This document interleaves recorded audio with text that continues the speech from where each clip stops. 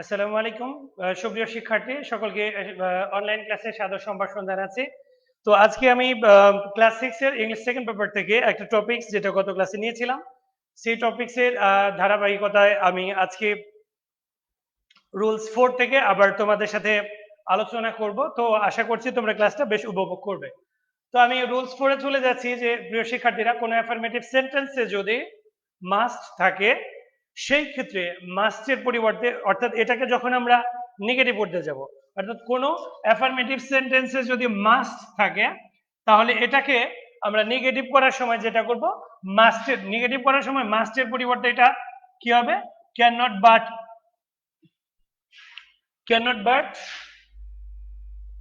এবং can not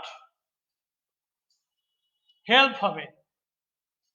এখানে একটা বিষয় খেয়াল করতে হবে প্রিয় শিক্ষার্থীরা যে কোন অ্যাফার্মেটিভ সেন্টেন্সে যদি মাস্ট থাকে এবং মাস্ট থাকলে এটাকে যখন আমরা নেগেটিভ করতে যাব তখন আমরা ক্যান নট বাট বসাতে পারি এবং ক্যান নট হেল্প বসাতে পারি।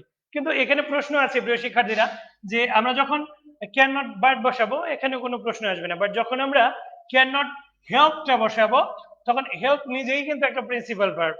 হেল্প নিজেই একটা প্রিন্সিপাল ভার্ব, যেহেতু হেল্প নিজেই একটা প্রিন্সিপাল ভার্ব সেহেতু এই হেল্পের পরে যদি কোনো সেন্টেন্সে উল্লেখিত প্রিন্সিপাল ভার্ব থাকে তবে শেষের ভার্বের সাথে আমরা কি করব একটা আইএনজি যোগ করে দিব। তো এই রুলস এর আলোকে আমরা যেটা করব আমরা কয়েকটা এক্সাম্পল তাহলে আমরা জানতে পারলাম যে কোনো অ্যাফার্মেটিভ সেন্টেন্সে যদি মাস্ট থাকে তবে ওটাকে নেগেটিভ করার সময় আমরা মাস্টের পরিবর্তে ক্যান নট বাট অথবা ক্যান নট হেল্প বসাতে পারি। তো এর আলোকে আমরা কয়েকটা এক্সাম্পল প্র্যাকটিস করতে চাই। এখানে অ্যাফার্মেটিভ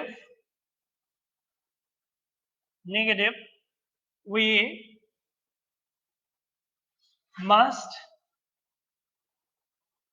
obey our parents. ওবে শব্দের অর্থ মান্য করা বা মেনে চলা, এটা খেয়াল করতে হবে। এটা নিজে একটা প্রিন্সিপাল ভার্ব আর এটা যেহেতু একটা অ্যাফার্মেটিভ সেন্টেন্স অর্থাৎ আমাদেরকে কি করতে হবে, আমাদের মা বাবাকে কি করতে হবে, মেনে চলতে হবে, সম্মান করতে হবে, তাদের কথা অনুযায়ী চলতে হবে। তোমরা কিন্তু অনেক সময় মা বাবার কথা শুনতে চাও না, আসলে এটা ঠিক না। আমাদের আসলে উচিত আদর্শ সন্তান হিসেবে যদি নিজেদেরকে প্রতিষ্ঠা করতে চাই তাহলে অবশ্যই মা বাবার কথা শুনতে হবে। তাহলে প্রিয় শিক্ষার্থীরা এই সেন্টেন্সটা তোমরা লক্ষ্য করে দেখো। এখানে উই মাস্ট যেটা আছে উই মাস্ট ওবে আওয়ার প্যারেন্টস, আমাদেরকে অবশ্যই আমাদের পিতামাতাকে কি করতে হবে, মেনে চলতে হবে। তাহলে এই ওবেটা হচ্ছে এখানে প্রিন্সিপাল ভার্ব আর যেহেতু এই অ্যাফার্মেটিভ সেন্টেন্সে মাস্ট আছে সেহেতু এই মাস্টের পরিবর্তে আমরা কি বসাতে পারি, এই মাস্টের পরিবর্তে আমরা যা বসাতে পারি তা হচ্ছে যে আমরা ক্যান নট বাট বা ক্যান নট হেল্প বসাতে পারি। তাহলে আমরা যে কোনো একটা দিয়ে করতে পারি we cannot but obey our parents.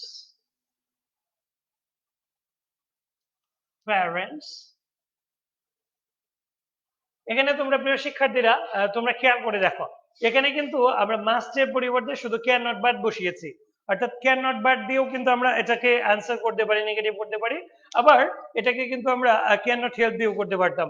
এখানে যদি আমি ক্যান নট হেল্প দিয়ে করতাম, ক্যান নট হেল্প দিয়ে করতাম তাহলে এই ওবেটা কি হয়ে যেত, এই ওবের সাথে একটা আইএনজি যোগ করতাম আমরা, ঠিক আছে, ওবের সাথে কিন্তু আমরা আইএনজি যোগ করতাম, যেহেতু আমরা ওটা করিনি সুতরাং এটার ঘাটাঘাটি করার প্রয়োজন নেই, অর্থাৎ আমরা দুইটা দিয়ে করতে পারি। শুধু হেল্পের ক্ষেত্রে আমরা কি করতাম, পরবর্তী ভার্বের সাথে আমরা আইএনজি যোগ করে দিতাম। প্রিয় শিক্ষার্থীরা এখানে আরো একটা এক্সাম্পল দিয়ে নেওয়া যায়। এখানে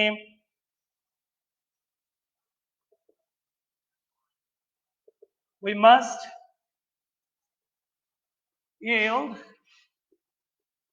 yield our fate. আমাদের উই মাস্ট এখানে এই অ্যাফার্মেটিভ সেন্টেন্সটাতে কিন্তু মাস্ট আছে আর yield শব্দের অর্থ হচ্ছে বরণ করে নেওয়া, মেনে নেওয়া, অর্থাৎ যেখানে তোমার নিজের করার কিছু নেই, তোমার সাধ্যের মধ্যে নেই, যেটা উপর থেকে নির্ধারিত হয়, অর্থাৎ যেটা তোমার কপাল। We must yield our fate, আমাদের কপালকে, আমাদের ভাগ্যকে অবশ্যই আমাদের মেনে নিতে হবে। সেই ক্ষেত্রে আমরা এখানে কিন্তু লক্ষ্য করছি যে এই অ্যাফার্মেটিভ সেন্টেন্সটাতে মাস্ট আছে। তাহলে এখানেও কিন্তু আমরা কি করতে পারি, আমরা ক্যান নট বাট বা ক্যান নট হেল্প দিয়ে করতে পারি। তাহলে we can't,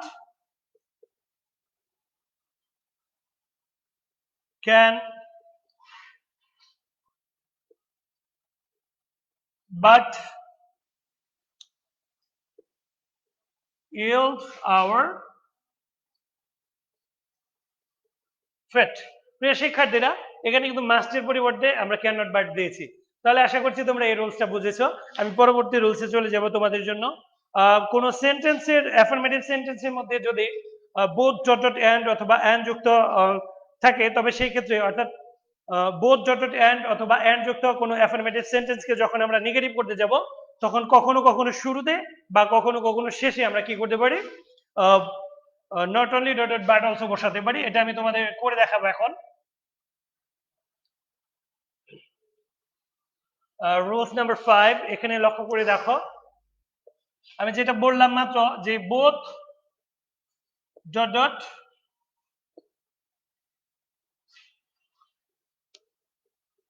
both dot dot and অথবা এন্ড যুক্ত অ্যাফার্মেটিভ সেন্টেন্সকে যখন আমরা নেগেটিভ করতে যাব, বোথ ডট ডট এন্ড অথবা এন্ড যুক্ত অ্যাফার্মেটিভ সেন্টেন্সকে যখন আমরা নেগেটিভ করতে যাব, তখন কখনো কখনো মাঝে বা কখনো কখনো শুরুতে আমরা কি করব, নট অনলি কাছাকাছি হয়ে গেছে, আমি নিচে লিখে দিব ডট ডট বাট অলসো বসে। অর্থাৎ কোন সেন্টেন্স যদি বোথ ডট ডট এন্ড অথবা এন্ড যুক্ত হয়, তাহলে ওটাকে অ্যাফার্মেটিভ থেকে নেগেটিভ করার কৌশল হচ্ছে বোথ ডট ডট এন্ড এর পরিবর্তে not only dot dot but also বসাবো। তাই যদি হয় তাহলে এই রুলস অনুযায়ী আমরা একটা এক্সাম্পল লিখতে পারি, হি took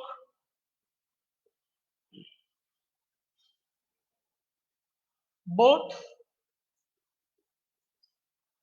coffee and ice। এখানে খেয়াল করো এখানে প্রিয় শিক্ষার্থীরা, আমি বলেছিলাম যে কোন অ্যাফার্মেটিভ সেন্টেন্সে যদি বোথ ডট ডট এন্ড অথবা শুধু এন্ড থাকে এবং সেটাকে যদি আমরা নেগেটিভ করতে যাই, তাহলে কি করব, আমরা বোথ ডট ডট এন্ড এর পরিবর্তে not only dot dot but also বসাবো। এখানে আমরা খেয়াল করে দেখবো আমাদের রুলস অনুযায়ী এই সেন্টেন্সটা আছে কিনা। তাহলে হি টুক বোথ ডট ডট এন্ড, এখানে কিন্তু বোথ এন্ড আছে, বোথ কফি এন্ড আইসক্রিম, অর্থাৎ সে শুধু কফি খায় না, আইসক্রিমও খায়, ব্যাপারটা এরকম। তো এটাকে আমরা যখন নেগেটিভ করতে যাব, এটা কিন্তু অ্যাফার্মেটিভ মোডে আছে, এটাকে যখন আমরা নেগেটিভ করতে যাব,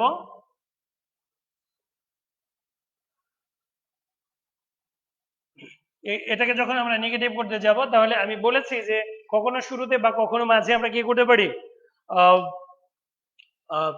not only dotted but also বসাতে পারি। তাহলে হি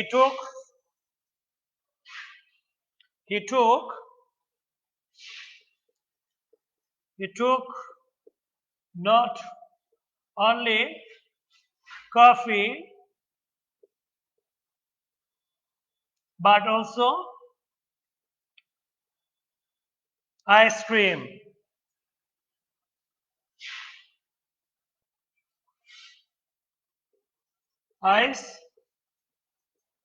এখানে প্রিয় শিক্ষার্থীরা খেয়াল করে দেখো, একটু ফাঁকা হয়ে গেছে, আমি ছোট করে দিব, আইস ক্রিম।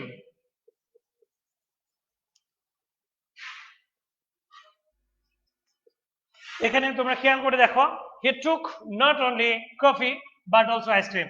এখানে নট অনলিটা তুমি কোথায় বসাবা, এখানে বোথের এগেইনস্টে তুমি নট বসায় দিবা, not only, and then and এর এগেইনস্টে তুমি বাট অলসো বসায় দিবা, আর হুবহু তোমার সেন্টেন্সে যা আছে হুবহু তা কিন্তু তুমি বসিয়ে দিবে। এটা আশা করি তোমরা এই রুলস অনুযায়ী এক্সাম্পলটা বুঝেছো।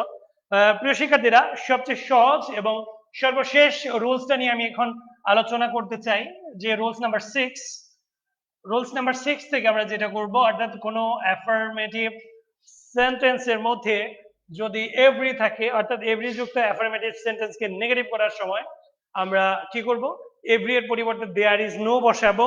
তারপরে আমরা যেটা বসাবো সেটা হচ্ছে এভরি এর পরের যে ওয়ার্ডটা আছে ওটা বসাবো, এন্ড দেন হচ্ছে আমরা রুলস অনুযায়ী একটা বাট বসাবো, এবং সবার শেষে যদি কোনো বাকি অংশ থাকে অর্থাৎ এক্সটেনশন সেটা বসাবো। প্রিয় শিক্ষার্থীরা, তাহলে তোমরা খেয়াল করে দেখো, এভরি এভরি যুক্ত অ্যাফার্মেটিভ সেন্টেন্সকে যখন আমরা নেগেটিভ করতে যাব তখন এভরি এর পরিবর্তে আমরা কি বসাবো? এভরি এর পরিবর্তে আমরা কি বসাবো? এভরি এর পরিবর্তে আমরা দেয়ার ইজ নো বসাবো। এরপরে আমরা কি বসাবো? এভরি এর পরের শব্দটা বসাবো। এভরি এর পরের শব্দ বসাবো, এভরি এর পরের শব্দ বসবে, এভরি এর পরের শব্দ বসবে, রুলস অনুযায়ী একটা কি বসবে? বাট বসবে। এরপরে হচ্ছে এক্সটেনশন বসবে, অর্থাৎ বাকি অংশ বসবে। প্রিয় শিক্ষার্থীরা, তাহলে আমি যেটা বললাম যে এভরি এর পরিবর্তে আমরা কি বসাবো? দেয়ার ইজ নো বসাবো। এরপরে এভরি এর পরে যে শব্দটা আছে ওটা বসাবো, তারপর রুলস অনুযায়ী একটা বাট বসাবো, এবং সবার শেষে যেটা আছে এক্সটেনশন অর্থাৎ বাকি অংশ সেটা বসাবো। আশা করছি তোমরা এটা বুঝতে পারছো। তো এই রুল 6 এর আলোকে আমি এক্সাম্পল দিচ্ছি।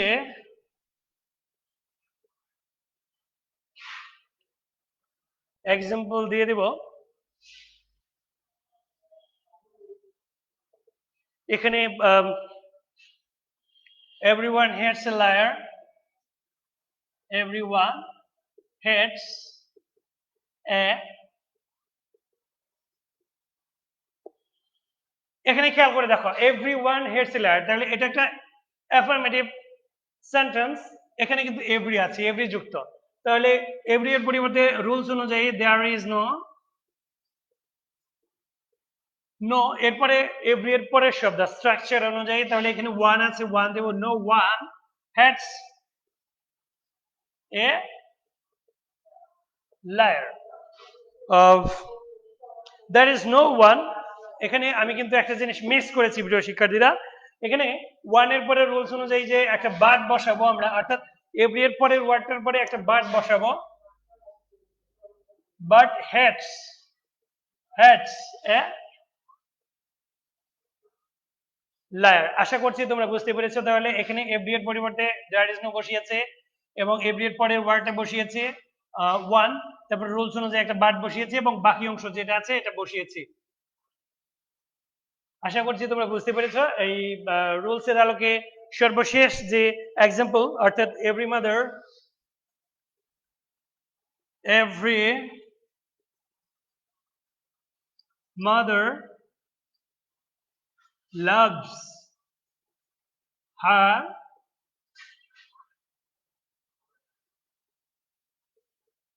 child, প্রত্যেকটা মা কিন্তু তার সন্তানকে ভালোবাসে।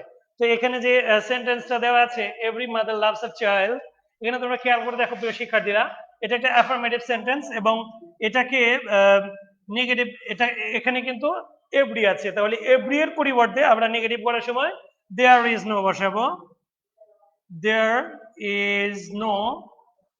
এরপরে হচ্ছে এভরি এর পরের যে ওয়ার্ডটা, এখানে কিন্তু মাদার আছে, অর্থাৎ এভরি এর পরের যে পরিবর্তে আমরা দেয়ার ইজ নো বসিয়েছি, এখানে যে এভরি এর পরের ওয়ার্ডটা মাদার আছে, এভরি এর পরের ওয়ার্ডটা মাদার বসিয়েছি, বাট বাট এর পরের অংশটা আমরা তুলে দেব, লাভস হার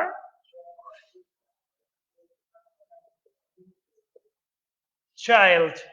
তো প্রিয় শিক্ষার্থীরা, এখানে তোমরা খেয়াল করে দেখো, এখানে এভরি এর পরিবর্তে দেয়ার ইজ নো বসিয়েছি, এরপরে এভরি এর পরের যে ওয়ার্ডটা সেটা বসিয়েছি, এবং রুলস অনুযায়ী একটা বাট বসিয়েছি, এবং সবার শেষে যে বাকি অংশ অর্থাৎ লাভস হার চাইল্ড, অর্থাৎ প্রত্যেকটা মাই তার সন্তানকে ভালোবাসে।